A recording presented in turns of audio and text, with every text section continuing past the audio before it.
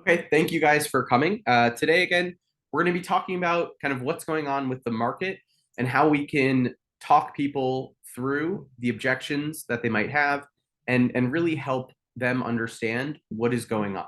And we have some really, really great tools that can help you talk about the market, right? We can get information from a variety of sources. We can get it from the news, and most of the time on the news, you're going to see things that are super negative, right? The sky is falling, right? And why do they do that? Because that's what gets people to watch the news, right? If they say, oh, we have a very normal market, not much is going on, no one's going to watch TV, right? So people tend to sensationalize everything.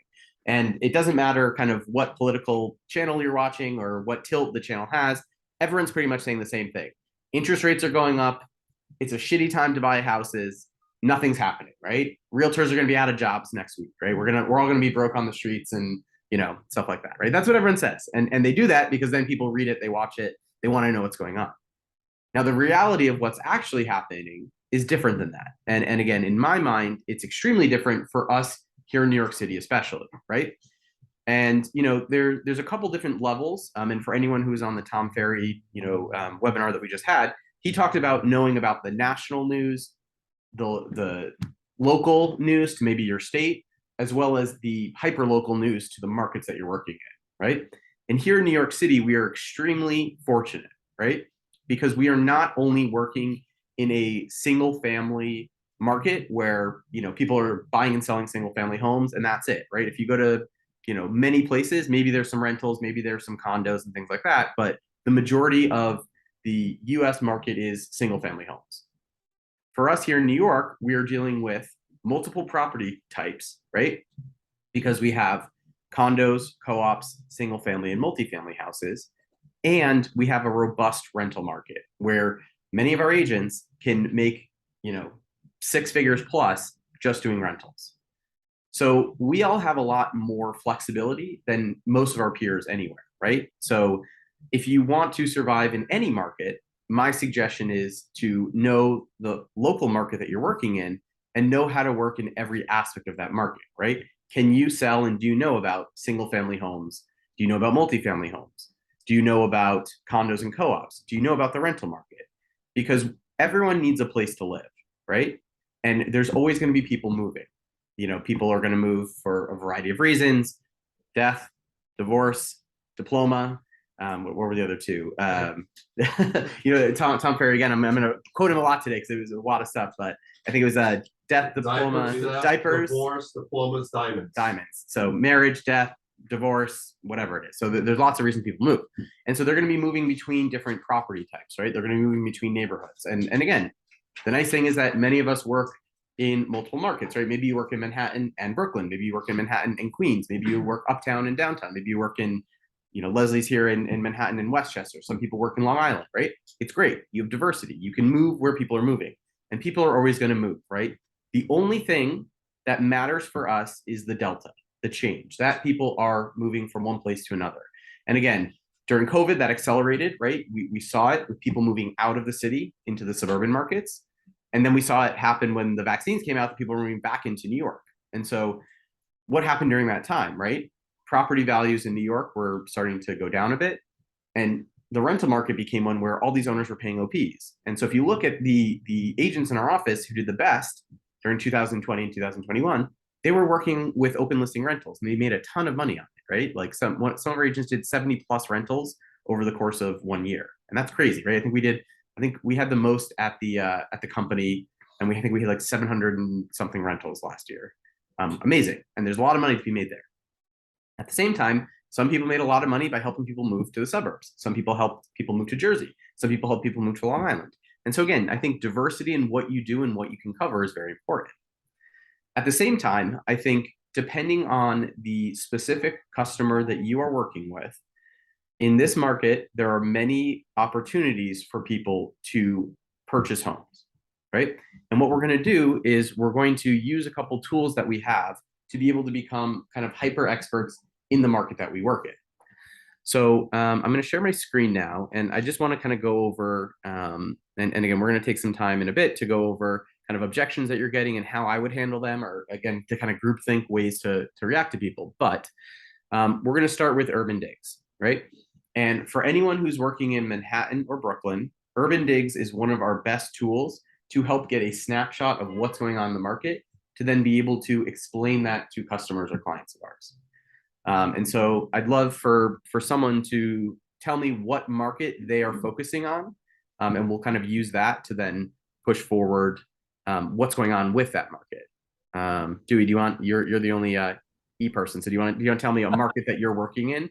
Sure, sure. Let's choose Chelsea. Chelsea, perfect. Okay.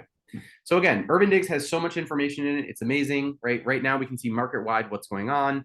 Again, supply is up, contract sign are up, off market's up, right? So those are not necessarily great metrics to be looking at, right? If we're working with buyers potentially, or even with sellers.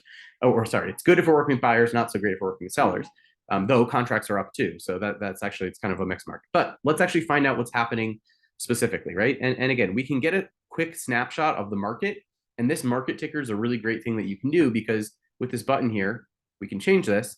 So if we say we want to just see what's going on in Chelsea, and we can pick new developments, resales, or market wide, right? And again, there's going to be different things for different ones. And we can even get as granular as saying what's going on with the new development condo market, what's going on with the resale condo market, what's going on market wide with the condo market. But again, let's just look at what is the entire market in Chelsea and what's going on with that, right?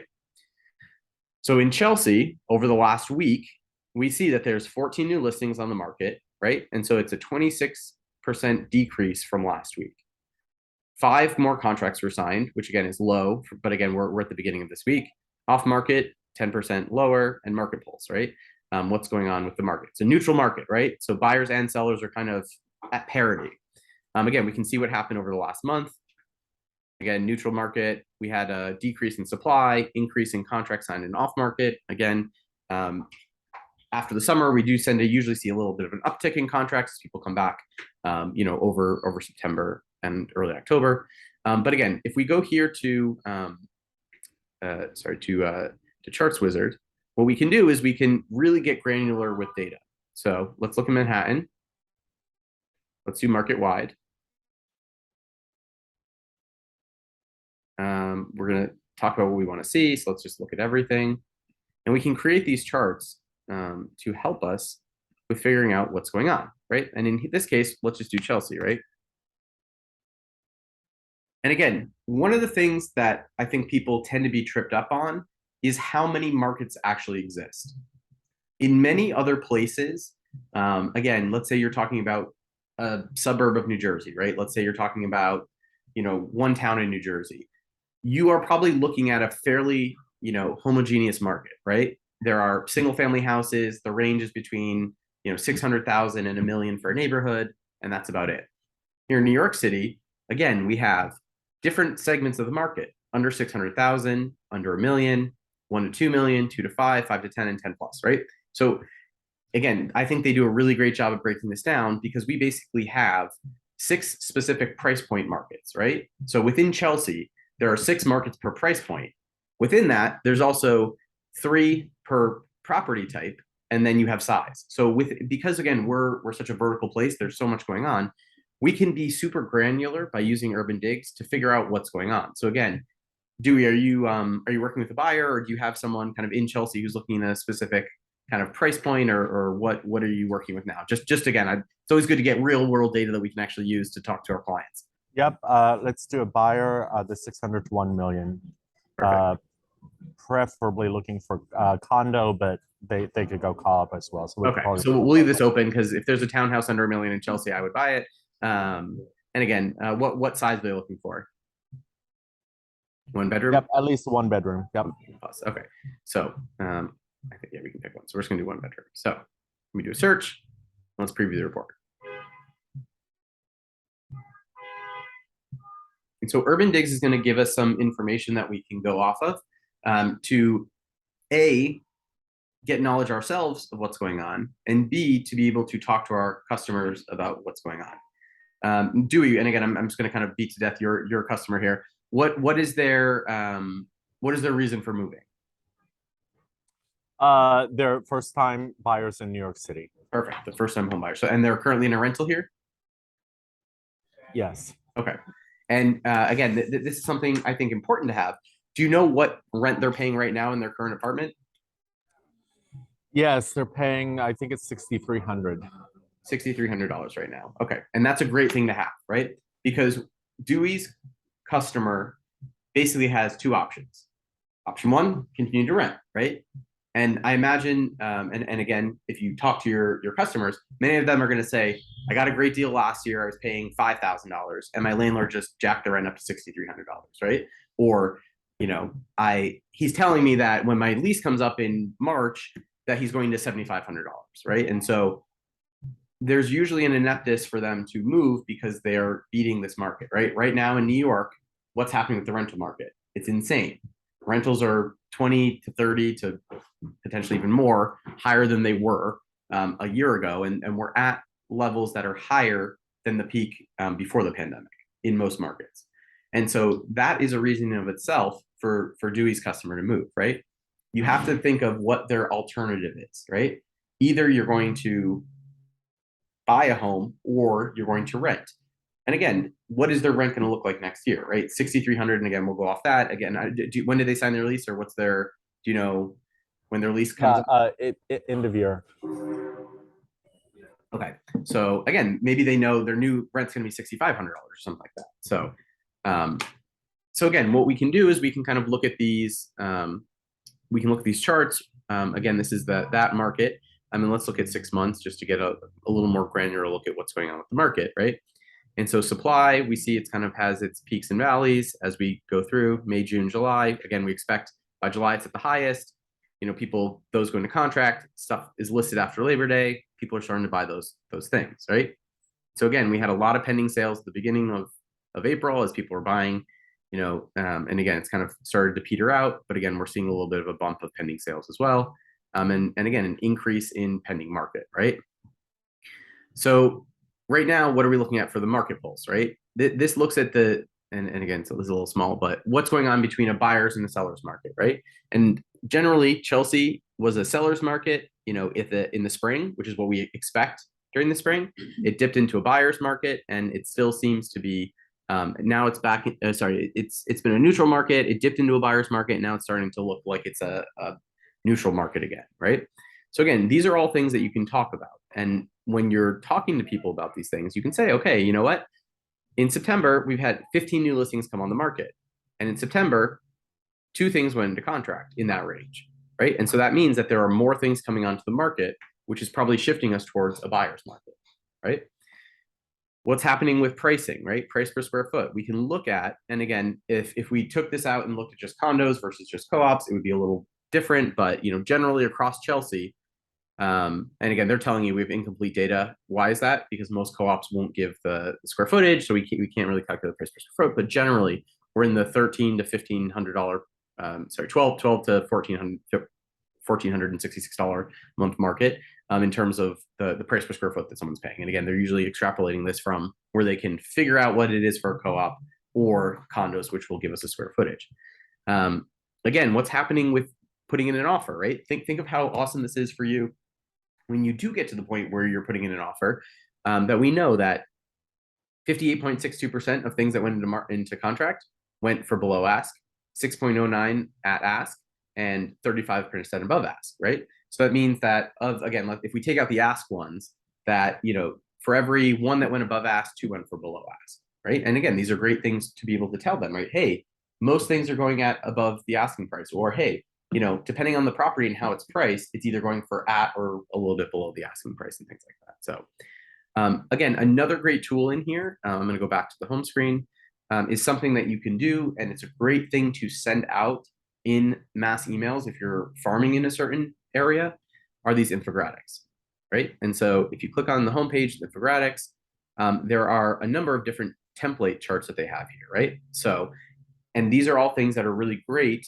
to help you target whoever you're going after, right? So 3 charts every buyer should see, right, is one, which talks about contract activity, pricing, and what's going on. Quick market snapshot is a great read. This is the one that I usually use. I like the way it looks. A weekly market report. If you're going to be sending weekly material to them, you can always include this in there. Price reductions, right? Especially if you're working with a seller. This is a great thing that you can provide to them to show them what's going on with the market. And a cap rate if you're working with investors. So again, I'm going to go with quick market snapshot. Just Chelsea or So these infographics are what I'm going to create is going to be for Chelsea, but you can do this for any neighborhood in Manhattan or Brooklyn. So I'm going to hit next here, right? And I'm going to do the same thing. I can do it for all of Manhattan or all of Brooklyn as well. I'm going to stay on Chelsea. Inwood's there too? Yep, you can do this for Inwood's right there. Yep, it's in Manhattan. So we'll keep doing Chelsea. Here we go next. And again, so this is market wide in Chelsea, right? For these infographics, you can't get as granular as we can with the market reports. But again, this is a great thing to send out in a mass email, right? So in October, the market pulse right now, Chelsea is a buyer's market, right? So and why is that? Supply is up. Across Chelsea, there's 438 listings, 153 pending sales, right? So we're down from a year ago.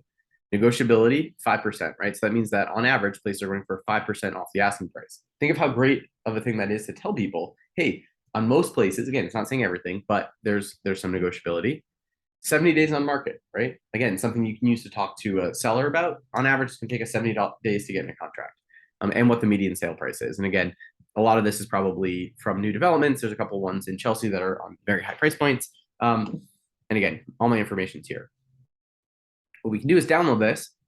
It will save to our computer. We can upload it to a mass email and send it out to all of Chelsea. What did that take me, like less than a minute to do?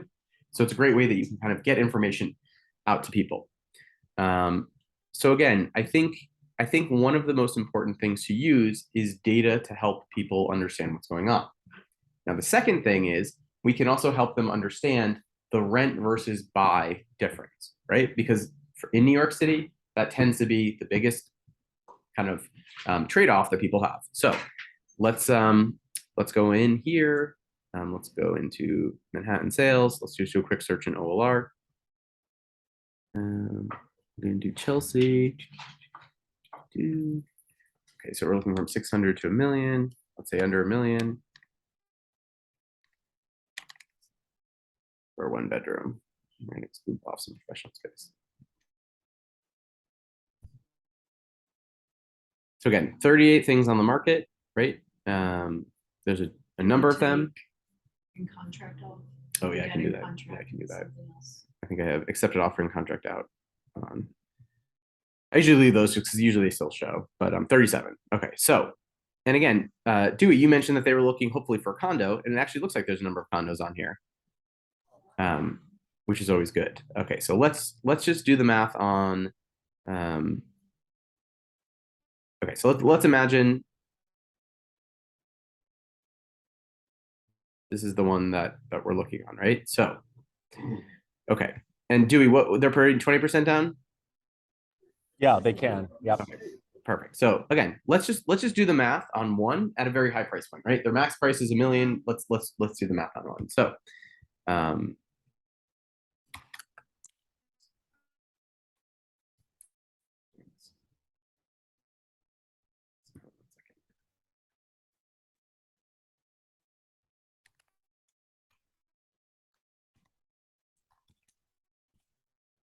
use Google's mortgage calculator. Okay, so okay, this. Okay, so home price 999. Let's just imagine they're going at the asking price, right? The down payment 20%, 30-year fixed at 6.35, which again is pretty average for New York right now. Good credit score. What is their yearly property tax? Again, we can get that off here. Can someone do 539 times 12?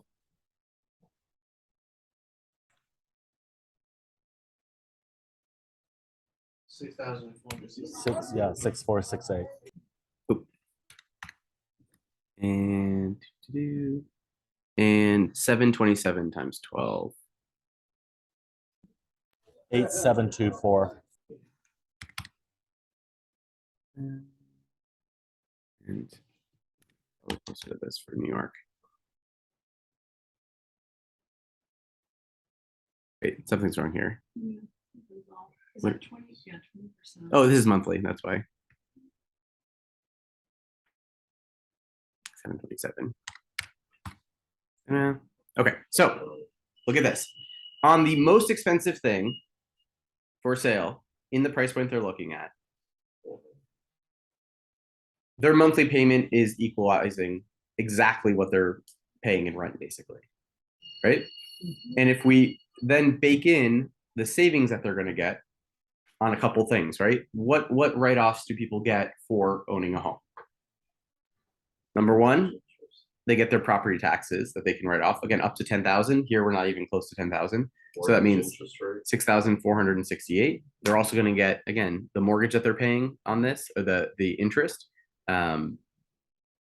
which again they're not spelling out in here, but it's for the first 5 years you're paying almost all mortgage, right? So if the loan's costing 5,000, it's probably about 4,000 a month is going to interest. Any home improvements, maybe. Any home improvements made, if there's any assessments and things like that.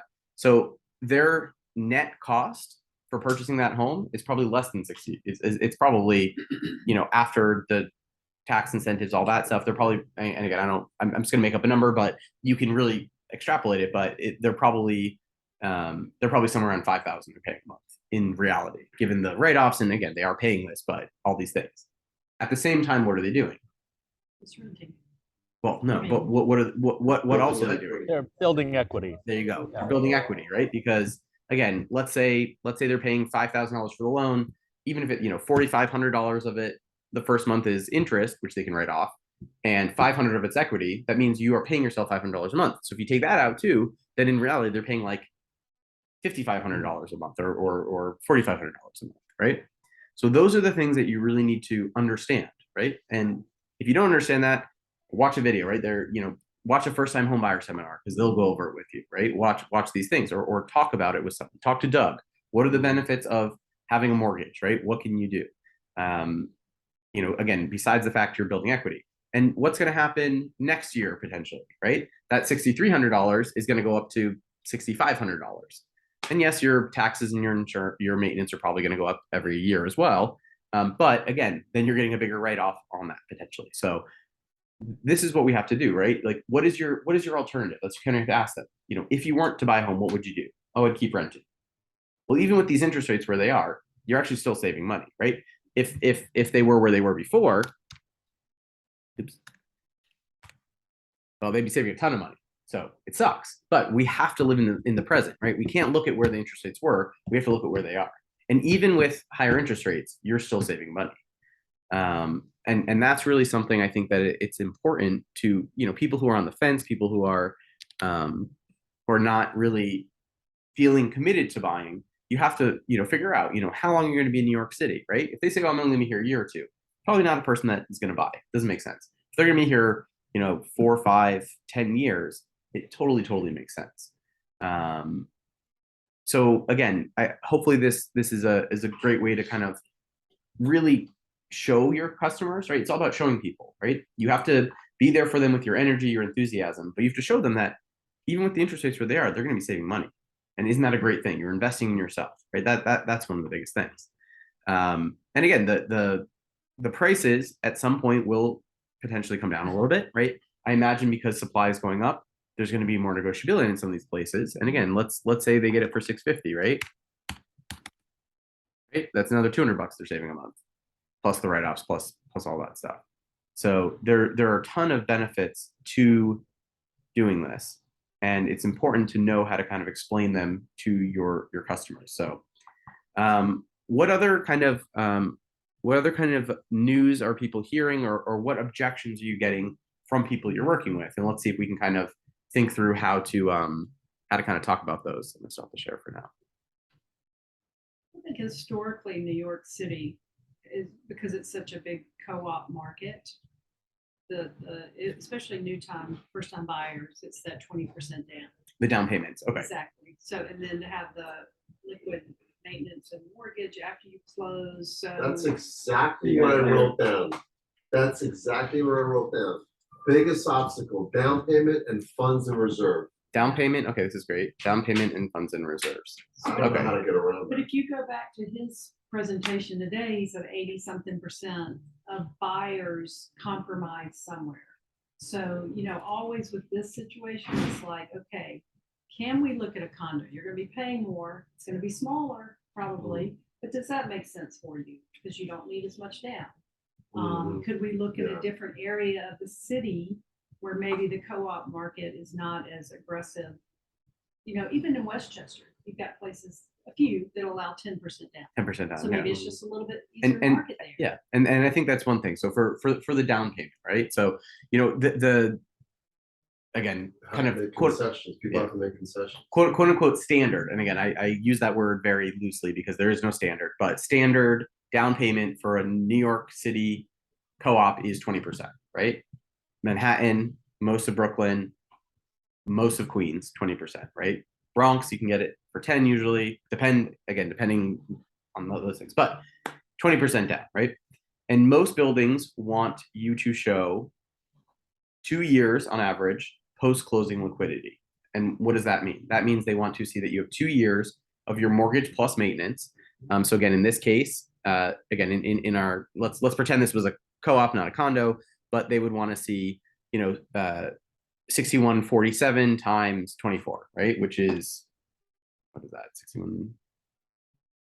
6127 times 24. So they want to see another $147,000, which is basically like another 10% or so. So it's a lot of money. Now, how do people do this, right? And again, this can be something. So ways around it. The easiest ways around it are, number one, buy a condo, right? That's the easiest one. And for some people, it won't work in their price point, or maybe they have to change locations like Leslie was mentioning. Number two, buy a sponsor unit, right? And what is a sponsor unit? A sponsor unit is usually a co-op unit that the person who converted or the person who bought from the person who converted a unit from a building, from a rental building into a co-op, still had units that they kept as rental units. And either maybe they had rent stabilized, rent controlled tenants, or they just decided to keep some rental units. When they sell those for the first time, it's called it's basically you're buying from the sponsor. And when you buy from the sponsor, there's 99.9% of the time no board approval. So they don't need to show the post-closing funds. Now, there's two things to think about there. And sometimes they don't have to put down as much, right? Sometimes you can put down 10% in a building, you need 20%. Now, there's two things to think about. Number one, most banks have post-closing fund needs as well. So the bank wants to see it. And if they don't have it, maybe your interest rate goes up. So that's one thing to think about. Number two is that, they have to pay a little bit more usually in terms of closing costs when they're buying that unit, right? When you buy from a sponsor, the same way when you buy from a developer of a building in New York, they usually try to make you pay the New York State and New York City transfer tax as well as their attorney fee, right? So those are two additional costs basically that get pushed onto the buyer. In the end, it might make it so they can buy, or you can lump that into the purchase price, or there are different ways to kind of work through that. But sponsor units are another way to do it. I would say the third way is to get a gift, right? A family member, a friend, something like that will transfer whatever post-closing funds they need into their account as a gift. And, it's not repaid. It's something that they're giving them to at least appease the requirements of the board and stuff like that. Question, is that in line with like getting like a multi-unit living in as owner occupants in one of the units and using the other units as a future rental income to help them with that? That's definitely another thing that can work. We'll talk about that, all of that to the list too. So multifamily. So, but let's get through the down payment stuff first. But that's a great question. So with the down payment, those are really the options. We have seen on I would say twice in my 14 years of doing it, and through the deals that you guys have done, I've seen where they were able to negotiate with the board to put down 10% versus 20%, but it is very, very, very uncommon, right? I would never bank on that, or I wouldn't really ask it because I feel like they're probably offended by it. And again, why do we have such high down payments? It prevents people from foreclosing as much, and that's why you see many fewer foreclosures. Not to say we don't see them, and again, we have some agents who kind of specialize in foreclosures, and that's a great way to potentially make money in this business as well. But it's very difficult, and it's harder to get those relationships. But that's kind of how we do it with the down payment or with the funds in reserve. I would say those are kind of the best workarounds. And one way of kind of making them understand why you have to do this is think about this, right? you are all shareholders when you buy in a co-op of the corporation, right? You're all members of the corporation, and you want to make sure that the people in the building are financially sound so that it doesn't jeopardize the building itself. That's basically the biggest thing there. Now, D1 was mentioning multifamilies, which again, there's an expression called house hacking or rent hacking, or whatever you want to call it, where you can basically potentially really decrease the amount of money you're spending on a yearly basis or on a monthly basis by buying a multifamily property, right? And again, I'll show this to you in a real world example here. I had a customer who was looking into properties, and they either were looking to buy a single family house or a multifamily house, right? Either a single family or a 2 or 3 family. And the benefit of buying a multifamily house is that, again, if the space is fine in one of the units and you have 2 other units, those incomes can help you pay for the entire building. And in their case, and we were looking at purchase prices of $3 million, right? With a 20% down payment, right? And so a single family at $3 million would have cost them $16,320 a month, right? And there were single families in that, and they love them. They're beautiful. But they made the decision instead to buy a multifamily, right? That brought in about $10,000 a month in income from the 2 units they weren't inhabiting, which then brings their monthly down to $6,000 a month, right? Think of how amazing that is. And again, you can sometimes work with people, and again, depending on where it is, where, for example, Eunice has a house for sale that's a 3 family, right? Oh, and again, so let me just change these because actually, so I'm just going to go back to the, let's do Eunice's, but so this is the cost of the house. If you bring down 20% at these interest rates, property taxes, let's say the insurance is a little higher. Again, play around with this, right? You can do this in front of your clients, right? I like this Google one. It's just very simple and unbranded, but you can use the Weicker one. You can use whatever you want. But so again, monthly payment $52.14, right? There's 3 units. Each of them would rent for $2,500. What's my cost going to be? $214. So I'm basically almost living for free. It's great. And again, they could buy a single family for $950 or a multifamily for $950. And what a lot of people do is you buy, again, maybe you get an apartment to start with that's a little smaller than what you want. You use these funds to help pay off, and then down the road you take over another unit, right? You combine the 2, or you combine 3, and then you're at a single family house in the end with paying $214 a month to start, and down the road you pay it as you pay off the mortgage and stuff like that. So house hacking, it's called. So it's a great way to utilize the market and the rental market, right? Right now the rental market's crazy high, so these numbers could work even better as maybe multifamily prices are down a little bit. But if somebody's selling that, and let's say there's already 2 tenants in there, you're going to take the other space. The bank is still going to look at you as the buyer. Will they take into consideration the 2 tenants that already have a lease? Yeah, the rents. So Leslie's question, I don't know, did you hear it, Dewey? Were you able to hear it? Yeah, I'm sorry. I heard the question. Yes. Okay, perfect. So basically, Leslie's question about are they going to consider that? It depends.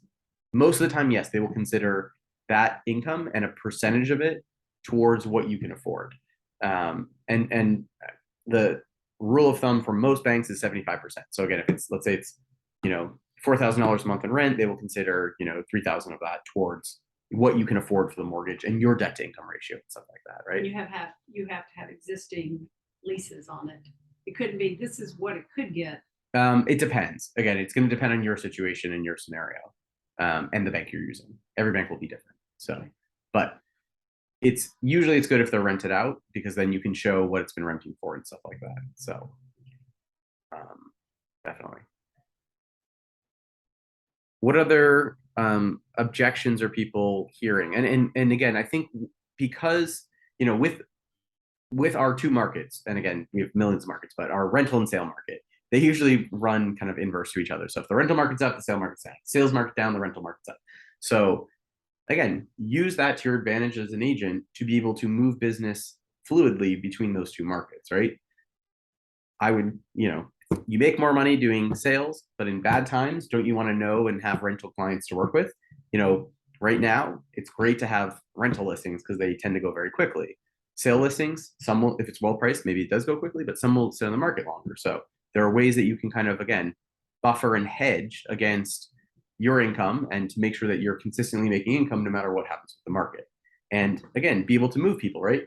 One of the missed opportunities that I think many people have, you rent someone an apartment, you don't stay in touch with them, a couple of years later they buy something, right? Happened to me.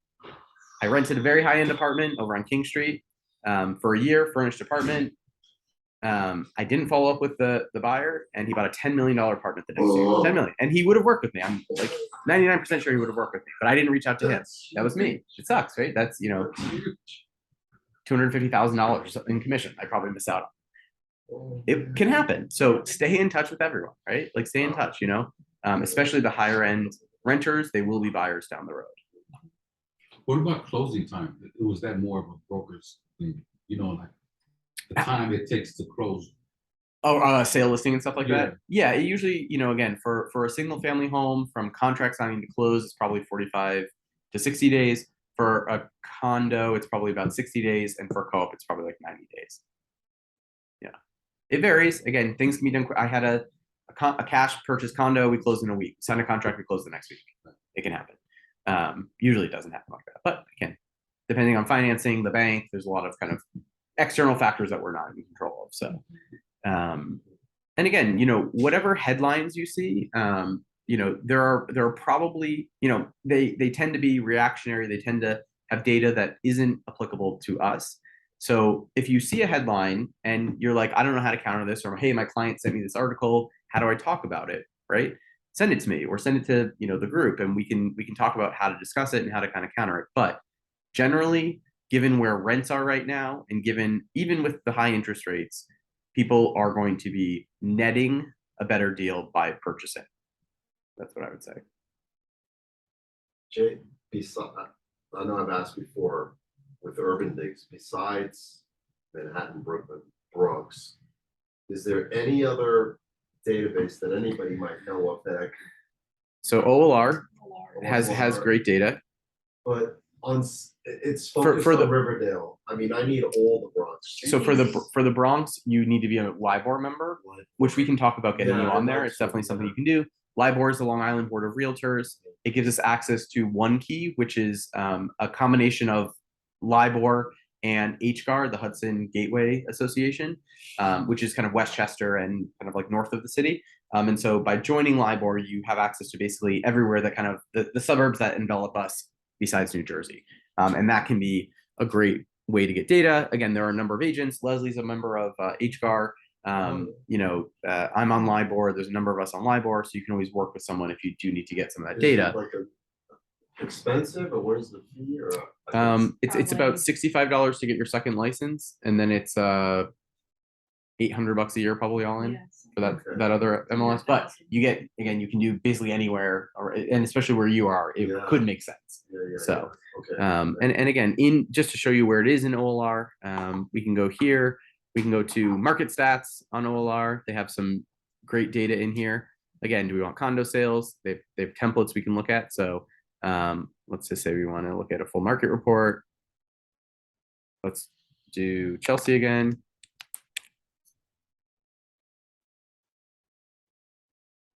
Oh, does that say Staten Island? I think that's, oops, we don't want this one. Chelsea again. Submit. Let's see. Let's look at the last 12 months. Let's look at sales. We can pick what we want. Again, this is great. We can look at, so what prices do we want? They're doing percentiles, but okay, so let's do from, oh wait, no, this is for minimum. Here we go. Let's do 600. Oops, that's square footage. Oh no, okay, so it's not gonna let us do what we want. We just want one bedroom. go. Where is this? Why is it not letting us do this? It should let us pick this.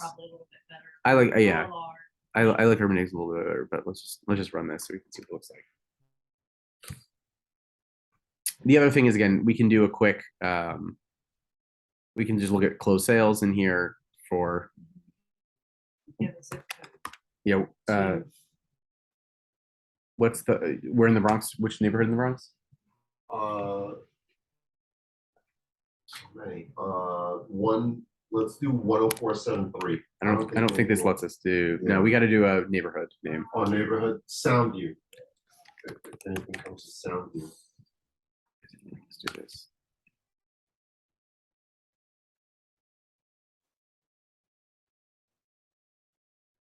Oh, weird. I don't think they have it yet. That's very weird. They're not letting us. Oh no, because I'm too far up. That's why. Or Mott Haven, Port Morris, those are more popular. It's not letting us do this. Okay, so this is not good for the Bronx either. So Oh. I think you need to use, You say Oh. HR? yeah, or again, we can do Inwood, but okay, so we'll have to look into that. But yeah. That's fine. What other questions or what other kind of objections are you getting from people you're working with?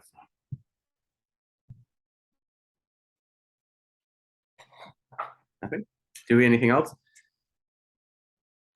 No, I would just say that, I get the same kinds of objections in terms of affordability and what can I afford. And I always go back to saying to clients, let's have that discussion. Let's look at your overall financial package. Let's see how it will fit with the different buildings, because different buildings have different policies and requirements. So I often get that, I'm afraid of the whole co-op. It's horrible.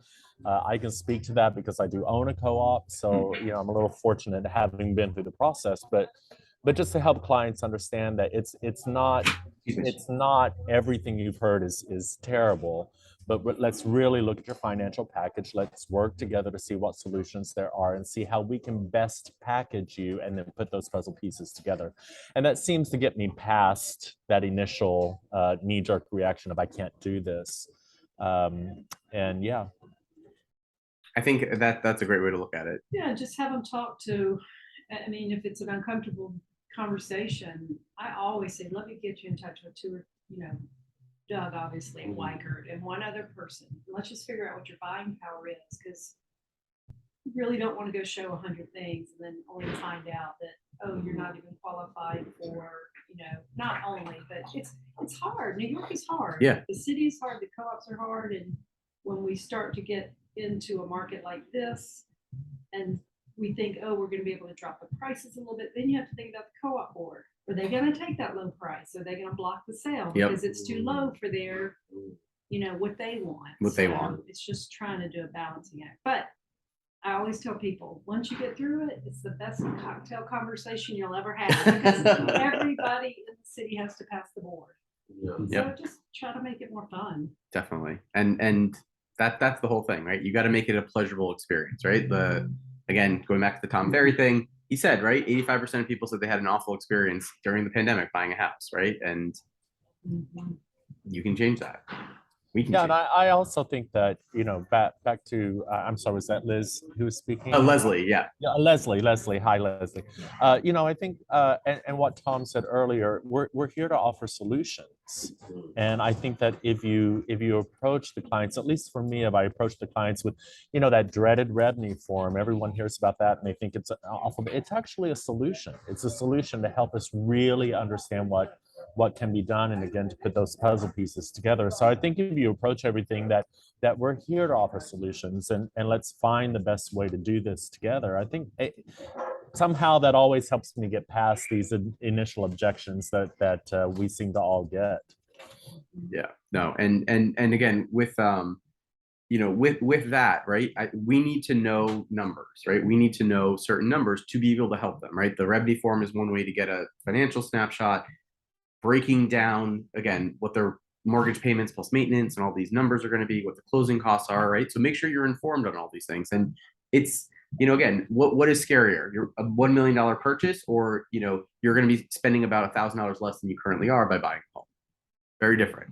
So the way we phrase things, right? If you have a sale listing, Doug's affordability sheet can be very helpful because it's showing, okay, this might be a $1.4 million property, but this is actually only $7,000 a month. You're paying $8,000, you said, right? And on top of that $7,000, you're actually going to be saving the taxes, the interest, and stuff like that. So, by dissecting it like that, and again, you're not going to have to move.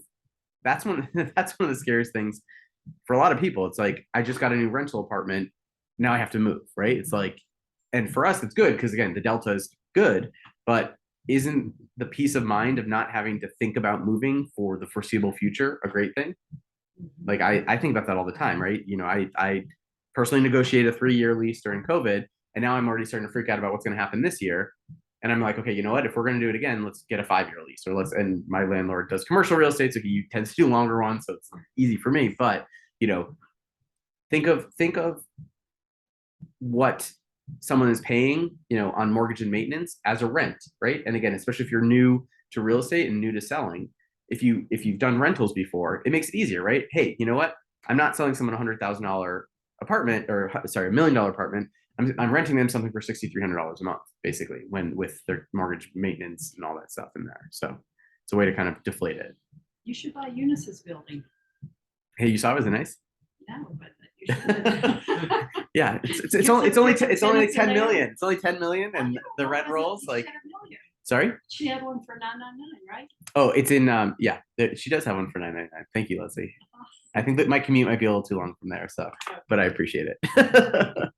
Well, thank you guys. I will send this out later. Again, no slides, but I will send out the recording.